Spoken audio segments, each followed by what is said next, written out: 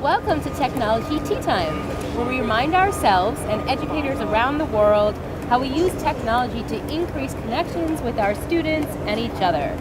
Today's special guest is Chet Jordan. Professor Jordan is the most quoted professor on campus, with students embracing his critiques of our education system and fashioning alternative ways of understanding. He is instructor of English here at Gutman Community College, CUNY.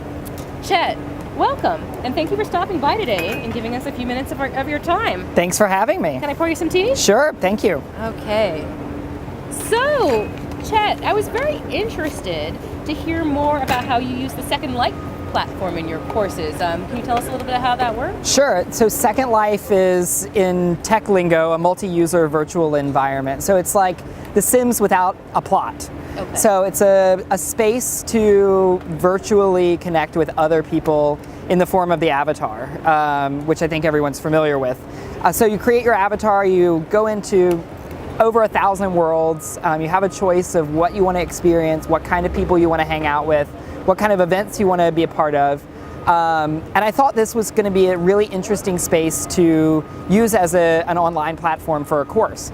So the initial kind of thinking behind it was that I would get a student who's much more adept at looking at these types of things than I am, to do some preliminary research on how we could possibly form a course around and within Second Life. So we came up with a set of questions over the course of a semester to kind of investigate what it would be like to think critically and think about different philosophical questions inside of a course or inside of the system in thinking about constructing a course. So the student did all the work. He mapped out all of the preliminary work around it, and then what we did was we took the Foundations of the Humanities course, which is an introduction to humanistic thinking, but also kind of grounded in Western philosophy, and thought about how we could construct a syllabus that would engage students into the worlds of Second Life as part of an activity for an experiential part of the course. So what they did was each week we took a philosopher and we came up with a set of questions that we wanted to ask about the philosophy. And I constructed a plan for students to go into Second Life each week and report their findings through photos and through text about what the experience of engaging with different parts of Second Life were.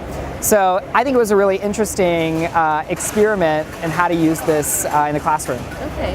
And do you think that the students were able to sort of learn and process and express themselves using this technology in ways that they couldn't maybe in a live classroom? Or? Yeah, I think for students to be able to kind of explore digital environments in a meaningful way using philosophy is an interesting endeavor because it makes us think in a different way than we would ordinarily think with other humans inside a familiar space. This space is, one, very unfamiliar, so it requires a new set of skills to be able to kind of interact with avatars, with digital spaces, to be able to learn commands and functions of the system, while still thinking about these questions that we would ordinarily feel comfortable answering in a public classroom. So I think being able to kind of digitally engage makes us a little bit more aware of the learning that we're doing. It makes it a more reflective process. Ah, okay. So, and the reflection is such an important piece when you're using technology. Right, and to kind of go back to Gutman, the place they were able to construct these ideas was in their electronic portfolios, which our way of thinking here prompts this idea of reflection as part of their learning. So it kind of brought it all back together. Okay, wonderful. So if our viewers wanted to learn a little bit more about how to use this platform or the research that you did, is there some way they could go or some resources for them? Yeah, so I think the biggest thing is, and I can make this public, is going to the guidebook that my student and I constructed to help develop the course and as part of the activity guides. That's one thing. There's all the work, the preliminary work that we did in constructing the course before we put it into practice, there's an e-portfolio that talks about that entire process and showcases kind of the work my student did. Oh, wonderful. Thank you for making that available. Sure. And thank you for stopping by today. Absolutely, glad to. I really enjoyed learning about your use of technology. Cheers. If you'd like to learn more, talk more, be a guest, or have a cup of tea, please don't hesitate to get in touch.